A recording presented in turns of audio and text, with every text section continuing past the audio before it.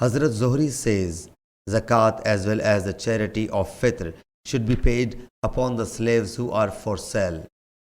Hazrat Nafi reports that Hazrat Ibn Umar radiyallahu anhu said, the Prophet sallallahu alaihi wasallam made the charity of Fitr or the charity of Ramazan obligatory. 4 kilograms of dates or 4 kilograms of barley upon every male and female, freeman and slave. The people made 2 kilograms of wheat equal to that. Hazrat Ibn Umar radiyallahu anhu used to give dates. Once the populace of Medina Munawwara were struck by a famine of dates, so he paid barley. And Hazrat Ibn Umar radiyallahu anhu used to pay the charity of Fitr on behalf of every young and old, and even on behalf of my Nafi's son. And Hazrat Ibn Umar radiyallahu anhu would give those people who would take it, and he used to pay it 1 or 2 days before the day of Eid al-Fitr.